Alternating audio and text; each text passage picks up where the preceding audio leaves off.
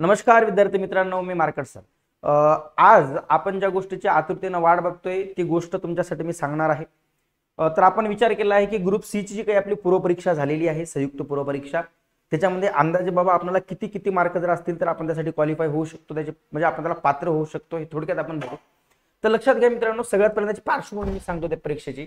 तर त्या पार्श्वभूमीचा विचार केला असेल तुम्ही तर इतक्या प्रकारचे पद होते. उद्योग निरीक्षक हे जे पद आहेत हे 39 पद होते. कर सहाय्यक टॅक्सचे जे पद होते वित्त विभागाचे 482 पद होते. बघा इथे पद इंडिकेट केलेत मी, 482 पद होते.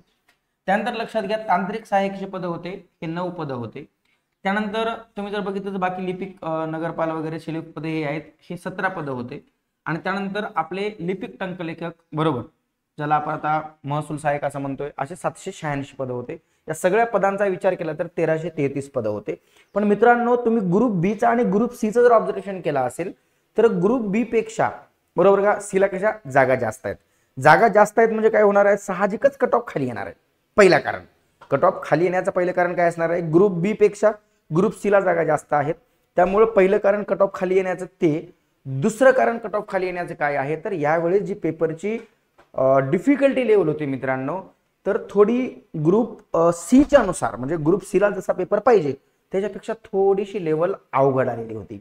म्हणजे मी आता जर काही मुलांना जे भेटलोय मागच्या 2-3 दिवसामध्ये, तर मुलं सांगतात की सर गणित बुद्धिमत्ते जर बघायला गेलं तर गणित बुद्धिमत्तेमध्ये ज्या मुलांना ग्रुप बी ला 16-17 मार्क आलेले आहेत त्यांना ग्रुप सी ला 9, 10, 8, 7 असे मार्क आले आहेत.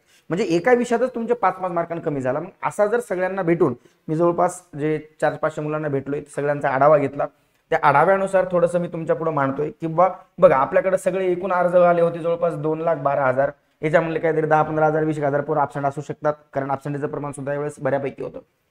तर 160 ते 165 मुलांनी एका जागेसाठी आपण म्हणू की बाबा यांनी फॉर्म दिलाय किंवा फॉर्म भरलाय किंवा पेपर दिला.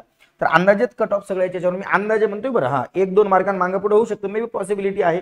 म्हणजे आम्ही प्रिडिक्शन या ठिकाणी सांगतोय सगळ्या मुलांना भेटून सगळ्यांचा आढावा घेऊन मागच्या काही वर्षाच्या अनुभवातनं जे अनुभव आलेत त्या अनुभवातून मागच्या 2-3 दिवसापासून मुलांच्या सगळे जे पेपर दिलेले आहेत त्या सगळ्यांना भेटून.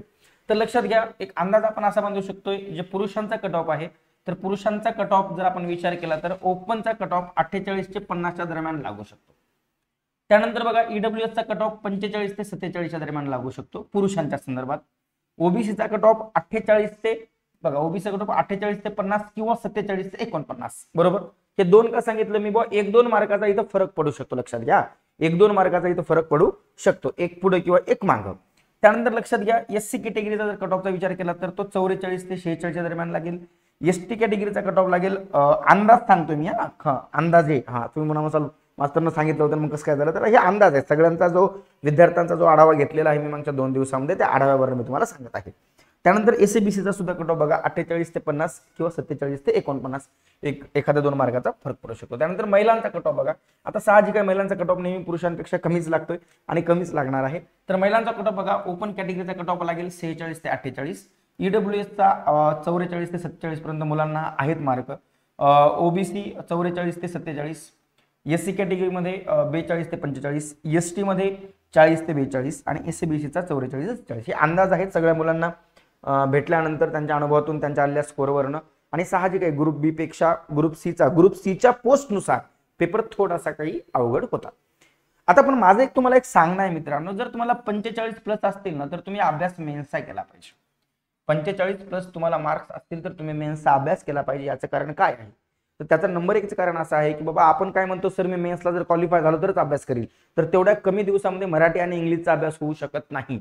मराठी आणि इंग्लिशचा अभ्यास तेवढ्या कमी दिवसात होऊ शकत नाही. त्यामुळे रोज तुम्ही प्रिलिमची जरी तयारी करता तरी मेन्सची मराठी इंग्लिशची सोबत तयारी करा, कारण बाकीचे विषय तुम्हाला ऑलरेडी जीएसचा पेपर आहेच, पण मराठी इंग्लिशला तुम्ही जर केला तर तुमच्या फायद्यात होईल. तुम्ही जर मला तेवढे मार्क्स मी अभ्यास करू की नको, जर तुम्हाला 45च्या जवळपास मार्क्स असतील तर माझं एक तुम्हाला सांगणं आहे तुम्ही मेन्सचा अभ्यास त्या ठिकाणी केला पाहिजे. कारण आता येणारी जी काही पुढची 2025ची आपली ग्रुप बी ची आणि सी ची जाहिरात बाकी आहे, तर आयोगाच्या टेंटेटिव्ह टाइम टेबलनुसार ग्रुप बी आणि सी च्या जुलै महिन्यामध्ये ऍड पडण्याचे चान्सेस म्हणजे आहेतच. त्यांनी आपला जर टाइम टेबल बघितलं असेल त्यांचा त्यामध्ये सांगितलेलं आहे. त्यामुळे तुम्ही अभ्यास केला कधी वाया जाणार नाही. तुम्ही मुख्यचा अभ्यास 45% केला पाहिजे, कारण इथं जरी आता तुमचा अभ्यास झाला असेल तर पुढच्या बी आणि सीच्या वेळेस तुम्हाला कामी येईल. तुम्हाला पुढच्या परीक्षेसाठी शुभेच्छा. आणि ग्रुप बी ची जी काही मेन्स आणि ग्रुप सी ची जी काही मेन्स आहे त्याचा मी स्ट्रॅटेजीचा व्हिडिओ आपल्या युट्यूबवर तुम्हाला उद्या उपलब्ध होईल, तो व्हिडिओ टाकणार आहे. तुम्ही मला जो ग्रुप सीच्या स्ट्रॅटेजीला चांगला रिस्पॉन्स दिलाय, तर ग्रुप बीच्या सुद्धा स्ट्रॅटेजीसाठी मी व्यवस्थित त्याची प्लॅनिंग कशी करावी, पेपरमध्ये काय काय चुका टाळाव्यात याचं नियोजन मी तुम्हाला व्हिडिओमध्ये टाकणार आहे. तर धन्यवाद मित्रांनो, भेटूया आपण पुढच्या व्हिडिओमध्ये. थँक्यू.